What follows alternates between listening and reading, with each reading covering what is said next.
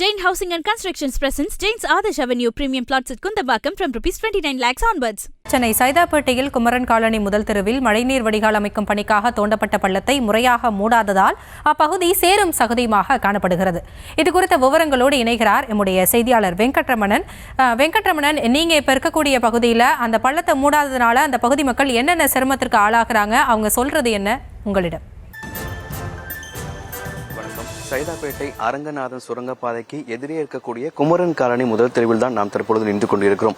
இந்த பகுதியில் கடந்த சில மாதங்களுக்கு முன்னதாக மேற்கொள்ளப்பட்ட மழைநீர் வடிகால்வை பணிகள் முறையாக மூடாததன் காரணமாக சீர் செய்யப்பட்டதன் காரணமாக தற்பொழுது இந்த சாலையில் சேரும் சகதியுமாக காட்சியளிக்கக்கூடிய ஒரு சூழல் என்பது ஏற்பட்டிருக்கிறது. இதனால் இந்த சாலையை பயன்படுத்தக்கூடிய வாகன ஓட்டிகள், நடந்து செல்லக்கூடிய நபர்கள் கடும் இன்னல்களை சிரமத்தை சந்தித்துதான் கடக்க வேண்டிய ஒரு சூழல் என்பது ஏற்பட்டிருக்கிறது.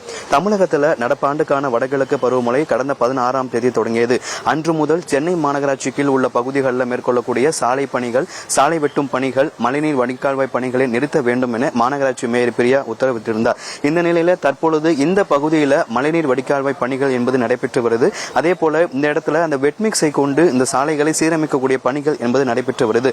அதே போல இந்த சாலைகளில் தற்பொழுது ஒரு ஆபத்தான முறையில் ஒரு இபி பாக்ஸ் ஒன்று இருக்கிறது. அதாவது மழைக்காலம் தொடங்கி இருக்கிறது, பருவமழை தொடங்கி இருக்கிறது, மழை பெய்து கொண்டிருக்கக்கூடிய நிலையில ஆபத்தான முறையில் தற்பொழுது இந்த இடத்துல ஒரு இபி பாக்ஸ் என்பது இருக்கிறது. நம்ம முன்னாடியே பார்த்திருக்கோம், இந்த இபி பாக்ஸால பல்வேறு உயிரிழப்புகள் ஏற்பட்டதற்கு பிறகாகவும் கூட ஏன் இவ்வளவு அலட்சியமாக பணிகளை மேற்கொள்கிறார்கள் என்பதுதான் ஒரு கேள்வியாக இருக்கிறது.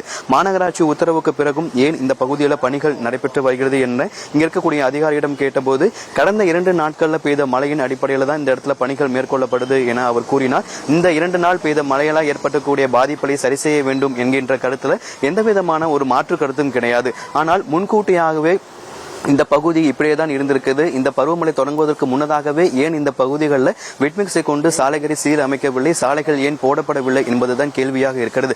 இந்த சாலைக்கு அருகே இருக்கக்கூடிய மற்றொரு ரெட்டிக்குப்பம் சாலையில தொலைபேசி இணைப்புகளுக்காக பள்ளம் தோண்டப்பட்டு அதற்கான பணிகள் என்பது நடைபெற்றுக் கொண்டிருக்கிறது. இப்படி மாநகராட்சியுடைய உத்தரவை மதிக்காமல் தொலைபேசி நிறுவனங்களும் அதே போல மாநகராட்சி ஊழியர்களே மாநகராட்சியுடைய உத்தரவுகளை மீறி தற்போது செயல்பட்டு வருகிறார்கள். இதற்கெல்லாம் முறையாக மாநகராட்சியிடம் அனுமதி பெற்றுதான் இந்த பணிகளை மேற்கொள்கிறார்கள் என்கின்ற ஒரு கேள்வியும் எழுந்திருக்கிறது. மழைக்காலம் தொடங்கி இருக்கும் பொழுது சாலை வெட்டும் பணிகளோ, சாலை அமைக்கும் பணிகளோ, மழைநீர் வடிகால்வாய் பணிகளோ மேற்கொள்ளக்கூடாது என மாநகராட்சி உத்தரவிட்ட பிறகும் கூட தற்பொழுது இந்த இடத்துல பணிகள் என்பது நடைபெற்று வருகிறது. பருவமழைக்கு முன்னதாகவே ஏன் இந்த பகுதிகளில் இந்த பணிகளை மேற்கொள்ளவில்லை என்பதுதான் இந்த பகுதி மக்களுடைய கோரிக்கையாக இருக்கிறது, கேள்வியாகவும் இருக்கிறது. அதே போல இன்னும் சில நாட்களில் பருவமழை தீவிரமடையக்கூடிய நிலையில முன்னதாகவே வெட்மிக்ஸ் போட்டு சாலைகளை அமைத்து தர வேண்டும் என இந்த பகுதி மக்கள் கோரிக்கை விடுத்திருக்கிறார்கள். மாநகராட்சி முழுமையாக பணிகள் மேற்கொள்ளப்பட்டதா என முறையாக ஆய்வு செய்திருந்தால் இந்த பகுதியில் பணிகள் முழுமையாக முடிந்திருக்கும் எனவும் இந்த பகுதி மக்கள் ஒரு குற்றச்சாட்டை முன்வைத்திருக்கிறார்கள். மாநகராட்சி உத்தரவை மதிக்காமல் தற்பொழுது இந்த இடத்துல மழைநீர் வடிகால்வாய் பணிகள் என்பது நடைபெற்றுக் கொண்டிருக்கிறது.